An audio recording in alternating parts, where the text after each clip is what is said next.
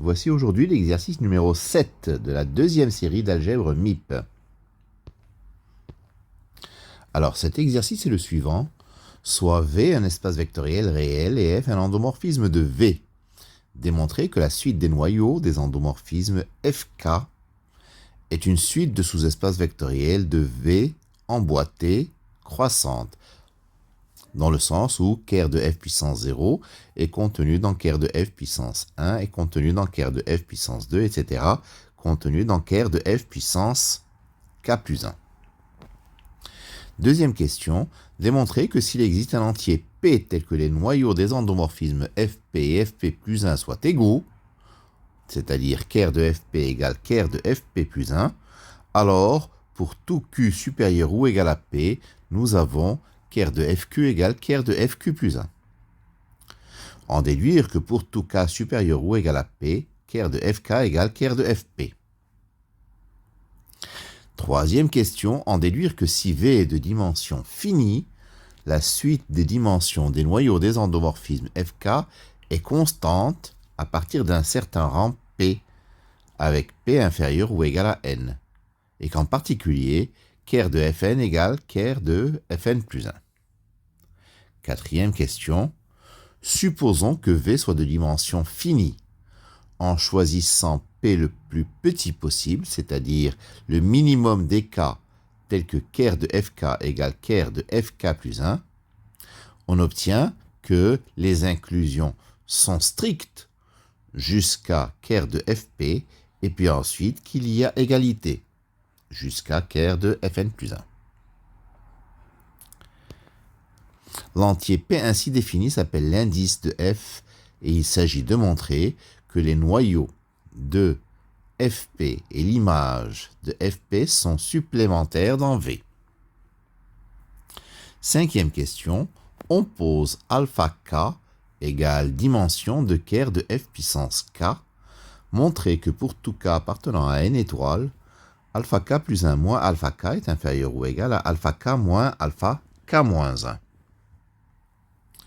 Enfin, sixième question, application aux endomorphismes nilpotents, soit U un endomorphisme d'un espace vectoriel V de dimension finie n, tel qu'il existe un entier Q supérieur ou égal à 1, pour lequel l'endomorphisme U puissance Q est nul. Démontrer alors que U puissance n est nul. L'endomorphisme est donc dit nilpotent. Alors, V est un R espace vectoriel. Il appartient à, F appartient à L de V, c'est un endomorphisme de V. Nous allons montrer que pour tout K appartenant à grand N, ker de F puissance K est contenu dans ker de F puissance K plus 1. Alors, je prends un X dans ker de F puissance K. Ça veut dire que F puissance K de X vaut 0. J'applique F. Donc, f de f puissance k de x égale f de 0 égale 0. Donc, f k plus 1 de x égale 0. Donc, x appartient à ker de f puissance k plus 1. Donc, ker de f puissance k est donc contenu dans ker de f puissance k plus 1. Deuxième question. Alors, on va supposer qu'il existe un entier P tel que ker de f puissance P égale ker de f puissance P plus 1. Soit Q supérieur ou égal à P. Nous allons montrer que ker de f puissance Q égale ker de f puissance Q plus 1. Enfin, il s'agit de montrer surtout que ker de f puissance Q plus 1 est contenu dans ker de f puissance Q. Parce que, dans le sens contraire, on l'a déjà dans la première question. Alors, soit x appartenant à ker de f puissance q plus 1. Alors, f puissance q plus 1 de x égale à 0. F puissance q plus 1, je peux l'écrire f puissance p plus 1 de f puissance q moins p de x. Pas parce que q plus 1, c'est p plus 1 plus q moins p. Donc, f puissance p plus 1 de f puissance q moins p de x égale à 0. Donc, f puissance Q moins P de X appartient à ker de F puissance P plus 1. Mais ker de F puissance P plus 1, c'est ker de F puissance P. Donc, F puissance Q moins P de X appartient à ker de F puissance P. Donc, F puissance P de F puissance Q moins P de X égale à 0. Donc, FQ de X égale à 0. Donc, X appartient à ker de FQ. Par conséquent, ker de FQ plus 1 est contenu dans ker de FQ. Et puisque ker de FQ est contenu dans ker de FQ plus 1 d'après la première question, comme nous l'avons dit, alors ker de FQ égale ker de FQ plus 1. Ainsi, ker de FP égale ker de FP plus 1 égale ker de FP plus 2 égale ker de FQ, quel que soit Q supérieur ou égal à P. Donc, quel que soit K supérieur ou égal à P, ker de FK égale ker de FP. Voilà. Maintenant, la troisième question, si on suppose que V est de dimension finie, n. Alors, nous avons pour tout cas, ker de FK est contenu dans ker de FK plus 1. Donc, la dimension de ker de FK est inférieure ou égale à la dimension de ker de FK plus 1. Donc, la suite des dimensions de ker de FK est une suite croissante d'entiers. Toutes les dimensions sont des nombres entiers naturels. Cette suite, elle est majorée, car ker de FK est contenu dans V. On se trouve dans V. Par conséquent, la dimension de ker de FK est inférieure ou égale à n. Donc cette suite, la suite des dimensions de ker de FK, est convergente, puisqu'elle est croissante et majorée. Mais une suite convergente d'entiers, elle est stationnaire à partir d'un certain rang. Ça veut dire si elle est croissante, constituée de nombres entiers, et qu'elle est convergente, c'est qu'elle est constante à partir d'un certain rang. Donc, il existe un entier Q tel que dimension de ker de FQ égale dimension de ker de FQ plus 1. Et comme il y a emboîtement, ça veut dire que ker de FQ est égal à ker de FQ plus 1. Alors, supposons que pour tout k inférieur ou égal à n, dimension de ker de FK est strictement plus petit que la dimension de ker de FK plus 1.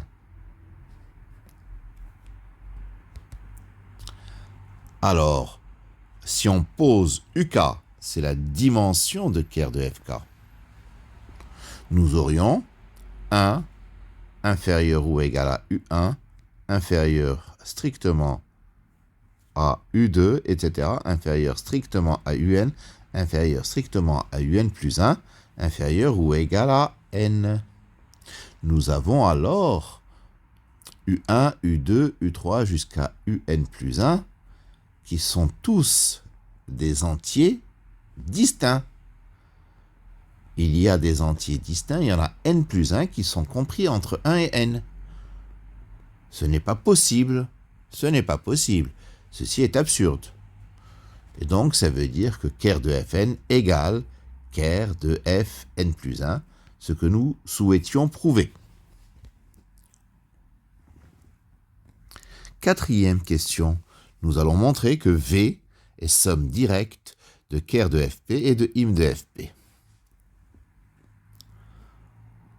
Alors déjà, le caractère dimensionnel. D'après le théorème du rang, la dimension de ker de Fp plus la dimension de im de Fp, c'est la dimension de V. Donc, nous avons déjà le premier critère. Deuxièmement, montrons que ker de Fp inter im de Fp, c'est le vecteur nul. Donc, je prends un x qui est à la fois dans ker de Fp et dans im de Fp, et je vais montrer que x est nul. Donc, si x appartient à ker de Fp, Fp de x vaut 0. Si x appartient à im de Fp, il existe un y dans V tel que x égale fp de y. Ça veut dire que f de p de y vaut 0. Donc, y appartient à ker de f indice de p. Mais ker de f indice de p, c'est ker de f indice p. Donc, y appartient à ker de f indice p. Donc, fp de y vaut 0. Donc, x égale à 0. Ainsi, ker de fp inter im de fp, c'est 0.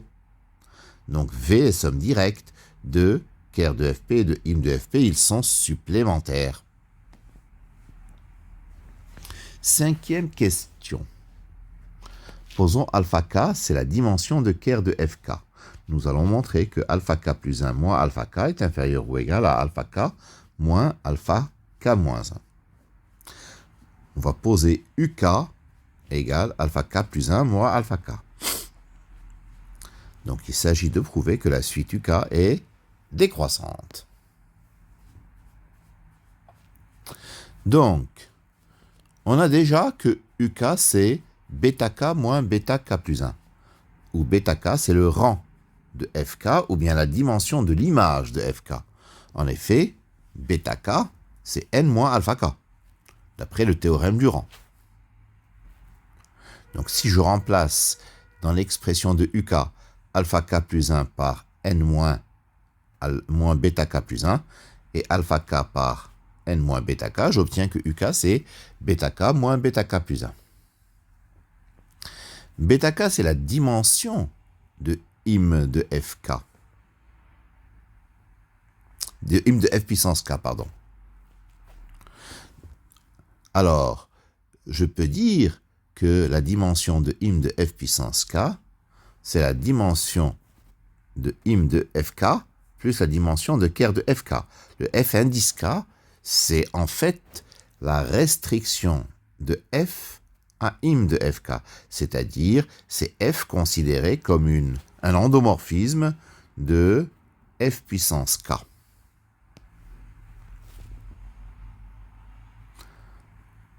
De im à im de f puissance k.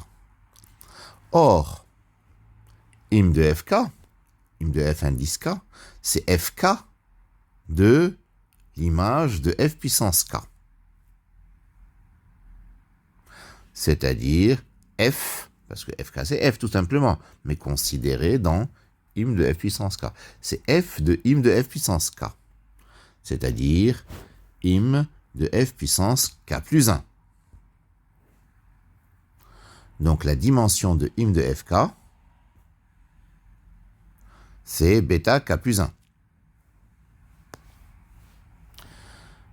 Par conséquent, d'après le théorème du rang, bêta k moins bêta k plus 1 égale dimension de ker de fk. Mais ker de fk, qu'est-ce que c'est? C'est im de fk inter ker de fk, qui est contenu dans im de fk moins 1 inter ker de f. Plutôt, ker de fk, c'est im de f puissance k inter ker de f. C'est contenu dans im de f puissance k moins 1 inter ker de f, car im de fk est contenu dans im de fk moins 1.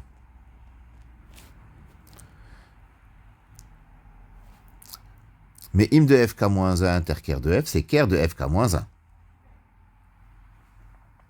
Par conséquent, en utilisant les dimensions, nous avons que bêta k moins bêta k plus 1 est inférieur à bêta k moins 1 moins bêta k. Donc, uk plus 1 est inférieur ou égal à uk. Et donc la suite uk est décroissante. Sixième question. Soit U appartenant à L de V, il existe un Q supérieur ou égal à 1, tel que UQ égale à 0. Montrons que UN égale à 0. Alors, nous avons que ker de U est contenu dans ker de U carré, etc., contenu dans ker de U puissance N. Dire que U puissance N c'est 0, c'est dire que ker de U puissance N c'est V. Donc, si U puissance N n'est pas nul, c'est que ker de U puissance N est différent de V. Donc, que sa dimension est strictement inférieure à N. D'accord? si Q est strictement supérieur à N. On a dans ce cas les inclusions qui sont strictes.